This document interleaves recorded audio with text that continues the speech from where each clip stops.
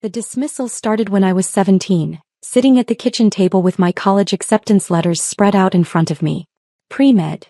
My brother Marcus laughed, reading over my shoulder. He was 21 then, finishing his business degree at State. That's ambitious for someone who barely passed high school chemistry. I got a B+, I said quietly. Exactly. He grabbed an apple from the counter. Medical school is for people who get straight A's without trying. People with natural talent. Not people who have to study all weekend just to get by. Dad looked up from his newspaper. Marcus has a point, Sarah. Medical school is extremely competitive. Have you considered nursing instead? It's a respectable career and more realistic. Mom nodded from the stove. Your Aunt Linda is a nurse. He loves it. Very stable, good hours, and you'd still be helping people. I want to be a surgeon, I said. The kitchen went silent except for the sound of Mom's wooden spoon scraping the pot. Marcus broke the silence with another laugh. A surgeon? Sarah, do you have any idea how many years that takes? How much it cost? How competitive it is? I have a full scholarship too. A scholarship to State, he interrupted. Not Johns Hopkins. Not Harvard. State. Marcus went to State, I pointed out. For business. That's different. Medical school at State isn't exactly prestigious. I folded my acceptance letters and left the kitchen. That conversation set the pattern for the next 8 years. When I got accepted to medical school, Marcus was building his real estate investment company. 4 more years of school, he said at Sunday dinner. I'll be making 6 figures while you're still drowning in student debt. When I started my surgical residency, he just bought his 3rd rental property. Still in training at 26? Most people have real careers by now. Mom and Dad never contradicted him. They'd smile apologetically at me, then change the subject. Marcus just closed another big deal, Mom would say. 3 commercial properties downtown. That's wonderful, I'd respond, cutting my food into smaller pieces. And how's the residency going? Dad would ask, the word residency sounding uncertain in his mouth, like he still wasn't entirely sure what it meant. It's good. Challenging. Still thinking about that surgery thing? Marcus would lean back in his chair. Or have you realized that's a bit out of your league? I'd learned not to respond. The worst part wasn't Marcus's mockery. It was the way my parents enabled it, their silence serving as agreement. They'd never say I wasn't good enough outright, but they'd never defend me either. My phone buzzed constantly during those years. Medical journals, research updates, surgical schedules. But at family dinners I kept it face down and silent. They thought I was a struggling resident, barely keeping up. They had no idea. By 29, Marcus's real estate company was thriving. He'd bought a house in the suburbs, married his college girlfriend, had a baby on the way. I lived in a modest apartment near the hospital, drove a 10-year-old Honda, wore scrubs most days. The contrast wasn't lost on anyone. Sarah, honey, Mom said one Sunday, Marcus mentioned his company is looking for administrative staff. Office work, good benefits. Maybe it's time to consider. I'm happy where I am. But you're 30 years old, Dad said gently. Still in training. Still living paycheck to paycheck. Don't you want stability? Marcus's wife, Jennifer, touched my hand. There's no shame in admitting medical school wasn't the right fit. Lots of people realize they're not cut out for. I'm exactly where I need to be, I said. Marcus shook his head. Pride. That's all this is. You're too stubborn to admit you should have listened to us 8 years ago. They didn't know I'd been promoted to chief of cardiothoracic surgery at St. Catherine's Medical Center 3 months earlier. They didn't know my research on minimally invasive valve replacement had been published in the New England Journal of Medicine. They didn't know I was being courted by Johns Hopkins and Mass General. They didn't know because I'd learned years ago that telling them anything just gave Marcus more ammunition. Still doing the doctor thing? Became his standard greeting. Still playing dress-up in scrubs? When I arrived in my work clothes. When are you going to get a real job? At every family gathering. I smiled, stayed quiet, and let them believe whatever they wanted. Thanksgiving arrived cold and gray. I'd worked a double shift the night before. Emergency repair of an aortic dissection, and arrived at my parents' house exhausted. Marcus's BMW sat in the driveway next to Dad's sedan. My Honda looked shabby in comparison. Sarah. Mom opened the door, pulling me into a hug that smelled like turkey and disappointment. We were worried you'd have to work. I made it. Marcus is in the living room telling everyone about his new development project. 40 units downtown. Isn't that impressive? Very. I found Marcus holding court on the sofa, tie loosened, gesturing with a whiskey glass. Jennifer sat beside him, 6 months pregnant now, glowing with contentment. And the return on investment should hit 23% in year 2, he was saying to my Uncle Tom and Aunt Linda. Incredible, Tom said. Aunt Linda noticed me. Sarah, how's the hospital? Good. Still doing the nursing thing? Uncle Tom asked. I'm not She's in surgery, Marcus interrupted, making air quotes around surgery. Training. So, at 30. Everyone nodded sympathetically. It takes a long time, Aunt Linda said kindly. She was the nurse Mom had mentioned years ago. But it's rewarding work. I've been nursing for 20 years now. Sarah's not actually a surgeon yet, Marcus clarified. She's like an assistant. Right, Sarah? You hand instruments to the real surgeons. Something like that, I said. Jennifer patted the sofa. Come sit. Tell us about it. It must be so exciting being in the operating room. Even if you're not the one actually doing the surgery. I sat. It's fine. Just fine. Marcus laughed. Sarah, you've spent 12 years of your life on this. It should be more than fine. It's rewarding. But you're still not actually a doctor, right? Still in training. The training period for surgery is long. How long? Dad asked, joining us from the kitchen. It depends on the specialty. She won't give a straight answer, Marcus told Dad, because she knows it sounds ridiculous. What are you, 30 now? Still a student. I'm not a student. Resident, student, whatever. Still learning. Still supervised. Still not trusted to do anything important on your own. Jennifer squeezed his arm. Marcus, don't be mean. I'm not being mean. I'm being honest. Sarah needs to hear this. She's wasted her 20s chasing something that's clearly not working out. He turned to me. How much debt are you in? 200,000? 3. I have scholarships. Scholarships don't cover everything. And what's your salary as a resident? 50,000? 60? I made that in a month last year. Aunt Linda tried to redirect. Different careers have different. Real doctors need talent, Marcus continued. Natural ability. You've always had to work twice as hard as everyone else just to keep up. Remember high school? Remember college? You were never the naturally gifted one, Sarah. Mom appeared in the doorway. Dinner's almost ready. I'm just trying to help, Marcus said. Someone needs to tell her the truth. Nursing would suit her better. It's still medicine, still helping people, but more appropriate to her abilities. I stood. I'll help set the table. Running away from honest feedback, Marcus called after me. That's always been your problem. In the kitchen, Mom handed me plates. He means well. He just worries about you. Does he? You have been in school a very long time, honey. Medical training takes time. I know, but... She lowered her voice. Don't you ever wonder if maybe he's right? If maybe you're forcing something that isn't meant to be? I set the plates down carefully. No. Because there's no shame in... I know there's no shame in nursing. Aunt Linda is a wonderful nurse. But that's not what I am. What are you then? I'm exactly what I set out to be. She looked confused but didn't push further. Dinner was the usual performance. Marcus talked about his business expansion plans. Jennifer glowed and talked about baby names. Dad discussed his golf game. Mom praised Marcus's success and worried aloud about my future. Sarah should meet someone, Aunt Linda suggested. Maybe through the hospital. Doctors must meet lots of people. She's not technically a doctor yet, Marcus corrected. I am technically a doctor, I said quietly. You know what I mean. Not a real doctor. Not independent. I have an MD. And 12 years later you're still being supervised like a medical student. That's not the same as being a real attending physician. I cut my turkey into precise pieces.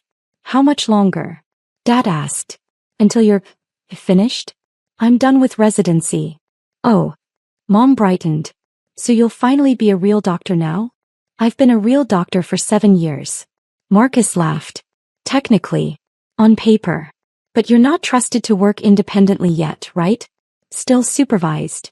I'm the chief of... My phone buzzed. Then again. Then continuously. I glanced down. St. Catherine's emergency room. Multiple calls. Work emergency, I said standing. See. Marcus gestured with his fork. This is your life. Called away from Thanksgiving because someone actually important needs you to assist with something. I stepped into the hallway answering the phone. Dr. Williams, we have a situation. It was Dr. Patel, the ER attending. His voice was tight. 41-year-old male, acute MI, unstable. Needs emergency cab. Dr. Chin is in surgery, Dr. Rodriguez is unreachable, and Dr. Morrison is out of town for the holiday. My mind immediately shifted gears. Vitals. BP 90/60, HR 120, ST elevation in multiple leads. We've started treatment but he's deteriorating. We need you. I'm 20 minutes out. Prep or 2, call my team, get cardiology up there for support. I'll be there in 15. Already done. Dr. Williams. He paused. The patient's name is Marcus Williams. My blood went cold. What? He came in complaining of chest pain about 10 minutes ago. Wife is with him. They said he has a sister named Sarah. I hung up and walked back to the dining room. Everyone was laughing about something Marcus had said. Marcus, I said quietly. He looked up, annoyed. What? How do you feel? Fine. Why? Have you had any chest pain today? Just indigestion. Jennifer's been making me eat healthier. He patted his stomach. I'm fine. Any pain in your left arm? Shortness of breath. He frowned. My arm's been a little tingly but I probably slept on it wrong. Why are you? We need to go to the hospital. Now. What? Oh, it's Thanksgiving. I'm fine. Marcus, I think you're having a heart attack. The room went silent. Then Marcus laughed. A heart attack? I'm 41. I'm healthy. This is ridiculous. The symptoms you're describing are nothing. You're being dramatic. This is classic Sarah trying to make everything about medicine, trying to prove she knows something we don't. Marcus, please. No. He turned to Mom. This is exactly what I was talking about. She's been playing doctor for so long she actually thinks she can diagnose people at Thanksgiving dinner. Jennifer touched his arm. Honey, your arm has been hurting. It's nothing. Sarah's just trying to feel important. My phone rang again. I answered it. Dr. Williams, where are you? Dr. Patel's voice was urgent. Wait. There's confusion here. We have Marcus Williams in the ear, but his wife says his sister Sarah is at Thanksgiving dinner with him. You have a different Marcus Williams. The patient's wallet says his address matches the emergency contact information, which lists a Sarah Williams as his sister at this address. I closed my eyes. I'm coming. I hung up and looked at Marcus. His face had gone slightly gray. Marcus, there's a man in the emergency room at St. Catherine's Medical Center. He has your name, your address, and apparently your ID. They've been calling me because I'm listed as his emergency contact. The color drained further from his face. That's impossible. My wallet's right. He patted his pockets. His eyes widened. I can't find. Did you go anywhere this morning? Jennifer asked, worried now. Just to the gym. Early. Before the gym traffic. I came straight home and then we came here. His breathing was getting faster. I'm sure I had it when I left the gym. Maybe I dropped it in the parking lot. Marcus, I said steadily. I need you to listen carefully. Either there's someone using your identity in the ER right now, or you're about to need emergency medical attention. Either way, we need to go. This is insane. I feel fine. It's just, he gasped suddenly, hand going to his chest. It's just indigestion. But his face was sweating now and his lips had a faint blue tinge. Marcus. Jennifer stood frightened. We should go. I'm not going to the hospital on Thanksgiving because Sarah wants to play doctor, he insisted, but his voice was weak. Dad, I said, get your keys. Now wait a minute, Dad started. Now. Something in my voice made him move. Marcus tried to stand and stumbled. I caught him. Okay, he breathed. Okay, maybe I don't feel great. We got him to Dad's car. I sat in back with Marcus, monitoring his pulse, watching his breathing. Mom called Jennifer's car to follow us. This is embarrassing, Marcus muttered. It's going to be nothing. Acid reflux or something. Probably, I agreed, counting his heartbeats. Too fast. Too irregular. You're going to look ridiculous when they send me home. I hope so. We pulled up to the ER entrance at St. Catherine's. I helped Marcus out of the car and 2 nurses immediately approached with a wheelchair. Are you Dr. Williams? One asked. Yes. We've been calling. There was confusion about the patient. This is Marcus Williams. He's experiencing chest pain, left arm pain, diaphoresis, and shortness of breath. He needs immediate evaluation. They moved fast, wheeling him through the doors. Marcus looked back at me, suddenly scared. Sarah. I'm right here. We entered the ER and I saw Dr. Patel rushing toward us. Dr. Williams, thank God. We have our two ready for. He stopped, staring at Marcus in the wheelchair. Wait, this is your brother? I thought you said. Long story. What's his status? We haven't finished the evaluation yet, he just arrived. No, I said. What's the status of the other Marcus Williams you called about? Dr. Patel's face went confused. Other? Dr. Williams, you're the emergency contact for Marcus Williams. There's only one. This one. The nurses were already moving, attaching monitors, starting in 4. The machines began beeping. Acute MI, the lead nurse said, reading the monitor. ST elevation anterolateral. Marcus's eyes found mine. He looked terrified. Dr. Patel was barking orders. Get cardiology down here. Page the on-call surgical team. I'm already here, I said quietly. He stared at me. You're on call tonight? I'm on call every night. I'm chief of cardiothoracic surgery. The ER went silent except for the monitors. Marcus made a choking sound that wasn't from his heart attack. Dr. Williams, Dr. Patel recovered quickly. He's going to need emergency bypass surgery. Multiple vessel disease from the looks of it. I looked at the monitors, the readings confirming what I already knew. Massive heart attack. Critical blockages. Without immediate surgery, Marcus would die within hours. Prep or two, I said. Call my team. And someone paged Dr. Morrison from cardiology to assist. Dr. Morrison is in Vermont with his family. I know. Call him anyway. He'll want to know. The nurses were already moving, rolling Marcus toward the surgical wing. Sarah. Marcus's voice was small. What's happening? I walked beside the gurney, keeping my voice calm. You're having a serious heart attack, Marcus.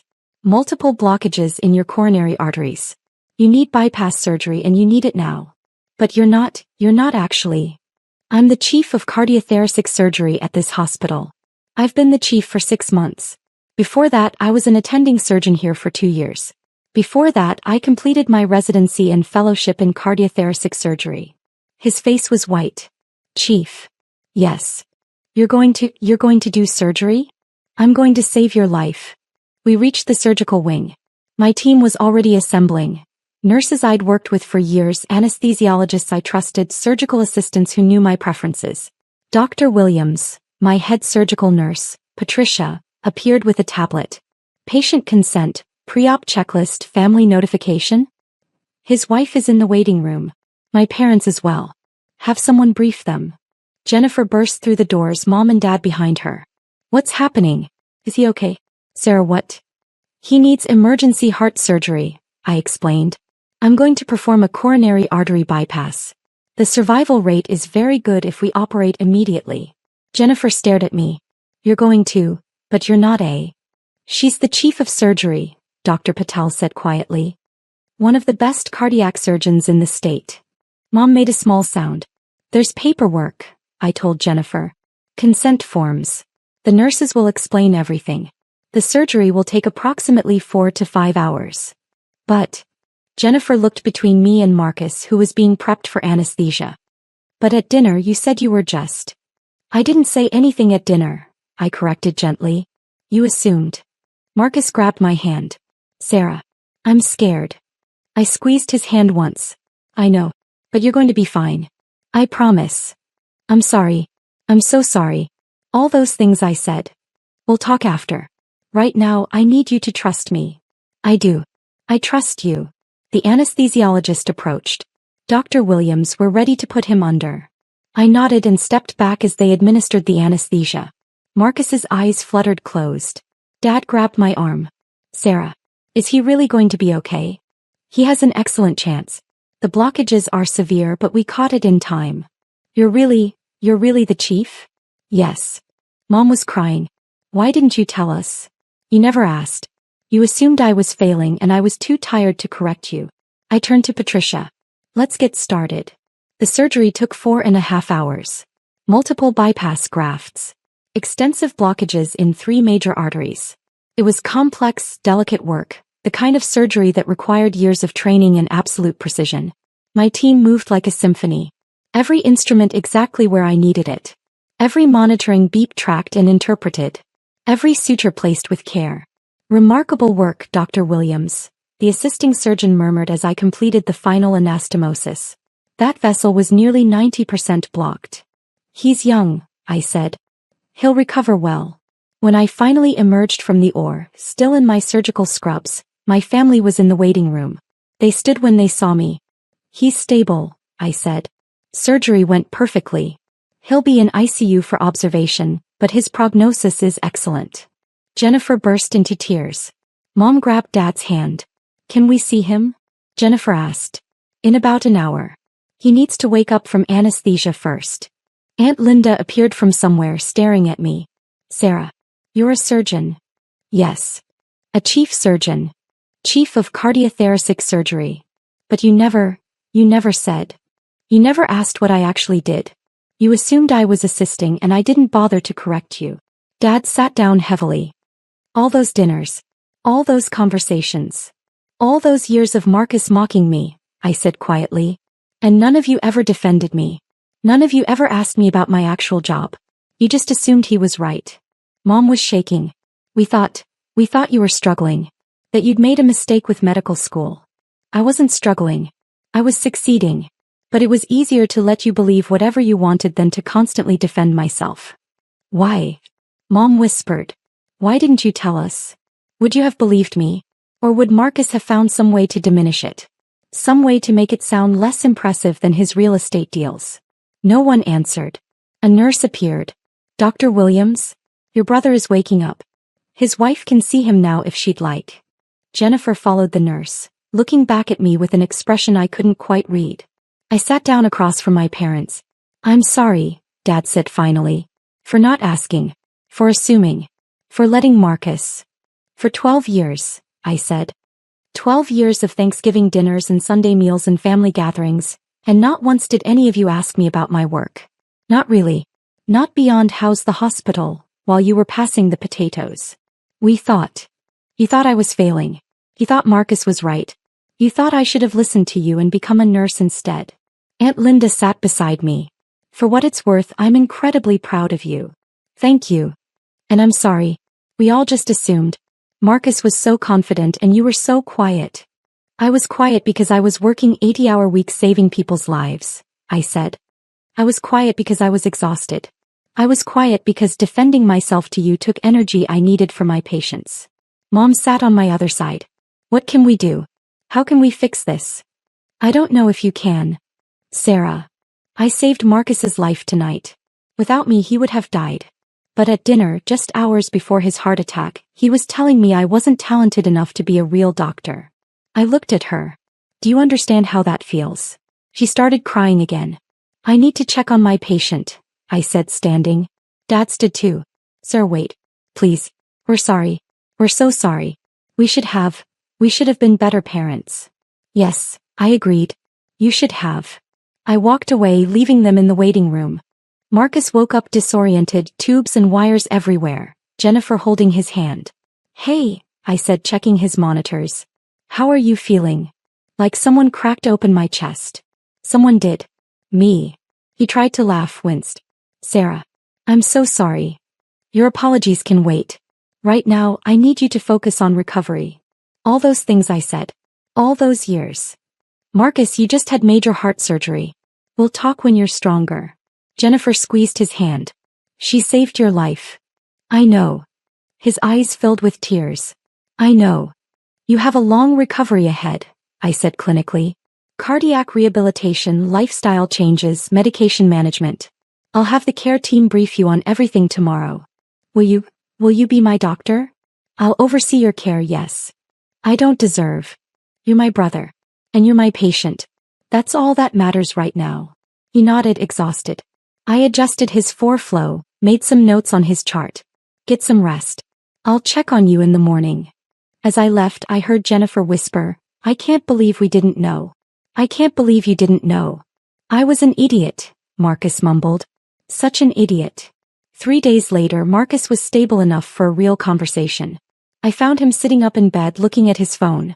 "You made the news," he said without preamble. "What?" He turned the screen toward me. It was a local news article. Top cardiac surgeon saves brother's life after years of family doubting her career. I groaned. Who talked to the press? Dad, I think. He was trying to, I don't know, apologize publicly? It's gone kind of viral. Great. Sarah, sit down. Please. I sat. I was wrong, he said. About everything. I was jealous. Jealous. You were always the smart one. The dedicated one. The one who actually worked for things. I coasted through college, fell into real estate because Dad knew someone, got lucky with timing in the market. But you earned everything. Marcus. And instead of being proud of my little sister, I spent 12 years tearing you down because it made me feel better about myself. I didn't know what to say. I'm going to do better, he continued. I'm going to be better. And I'm going to make sure everyone knows what an incredible surgeon you are. I don't need you to promote me. I know. But I'm going to anyway. I'm going to spend the rest of my life making up for being the worst brother in the world. You weren't the worst. Sarah, I told you that you weren't talented enough to be a doctor.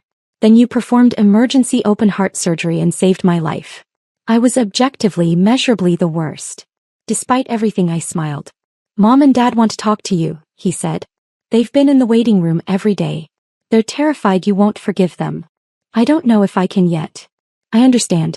I don't know if I can forgive myself. I stood, checking his monitors one more time. Your recovery is progressing well. You should be able to go home in another few days.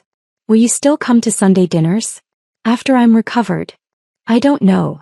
I understand that too. I moved toward the door. Sarah. I turned back. Thank you, he said quietly, for saving my life. Even after everything I said. Thank you. You're my brother, I said. That doesn't change no matter what you said at Thanksgiving. 2 weeks later, I received an email from Marcus. Subject: I'm sorry. Sir, I know I've apologized in person, but I wanted to write this down. Put it in words I can't take back. I spent 12 years convinced that my success validated me and your failure validated that I was the superior sibling.